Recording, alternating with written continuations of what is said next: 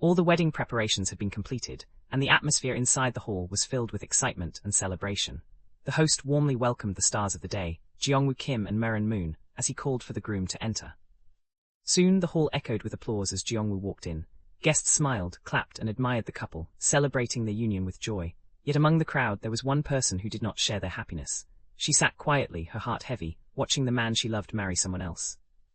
Hwang Yura. Yura was a kind, hard-working, and talented actress. After losing her parents, Jeongwoo had become her only source of comfort, the one person she trusted and loved the most. And now she found herself sitting there, forced to witness his marriage to someone wealthier, someone more suitable in society's eyes. As she watched the ceremony unfold, memories of the past began to resurface, pulling her back to the moment when everything had changed. It had been just a week earlier. She had been excited to meet him after a long and exhausting week. He had called her to a cafe, and she had arrived with a smile, unaware of what was about to happen. As she sat across from him, he casually placed an invitation card in front of her, his demeanor unusually calm and distant. At first she did not understand what it meant. Confusion filled her mind as she tried to process the situation. Before she could even ask, he revealed the truth. He was going to get married. The reason behind his decision soon became clear. His future father-in-law was a powerful presidential candidate, someone who could elevate his status and secure his future. In that moment, everything between them seemed to shatter. He had explained that their lives were drifting apart, that the difference in their status was growing too wide to ignore. The words struck her like a blow. A sharp pain pierced her heart as countless memories they had shared together flashed before her eyes. Despite the turmoil within her, she remained still, her face expressionless as she listened. Then came the cruelty in his tone, as he belittled her for trusting him so blindly. He mocked her innocence, pointing out how easily she had accepted his excuses, how she had never once questioned his monthly absences, always believing they were due to overseas photoshoots. To him, her trust had become something laughable. Each word cut deeper than the last.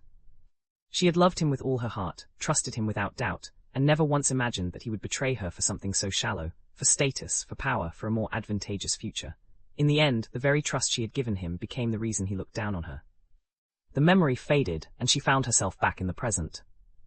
The newly wedded couple made their grand entrance, greeted by applause and cheerful voices.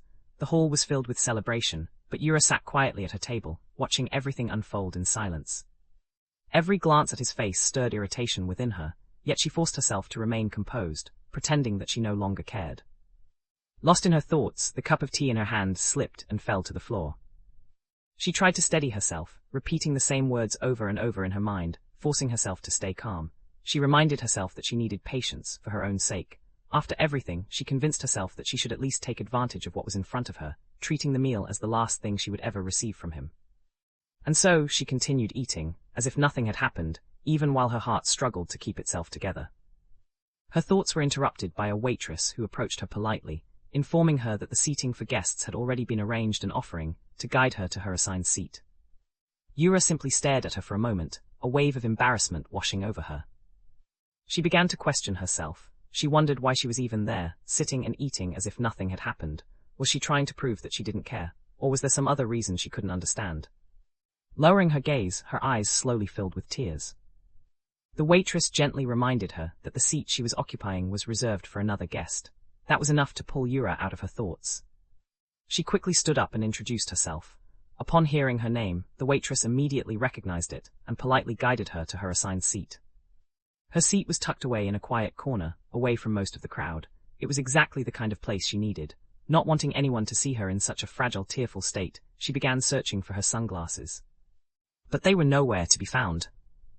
After a moment of realization, she remembered that she had likely left them behind on the table. Elsewhere in the hall, Seung Hyun Kang sat at his table with a friend. Known as both a famous actor and a successful CEO, he carried himself with quiet composure. As he settled in, a bowl of soup was placed in front of him, catching his friend's attention. While his friend continued talking, Seung Hyun's gaze shifted to a pair of sunglasses lying on the table.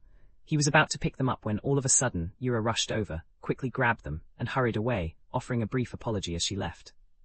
The suddenness of the moment left both men staring after her, momentarily stunned, as they tried to process what had just happened. As Seung Hyun watched her retreating figure, a faint sense of familiarity stirred within him. He felt certain he had seen her somewhere before, though he couldn't place where. The thought lingered in his mind, quietly unsettling him. Meanwhile, his friend returned to enjoying his meal and chatting with others, seemingly unaffected. Seung Hyun, however, remained distracted, lost in his thoughts. Even as he lifted his spoon and tasted the soup, he found himself questioning whether remembering her would make any difference at all. Elsewhere, Yura felt a deep sense of embarrassment as she replayed the moment in her mind, convinced that she must have looked incredibly clumsy.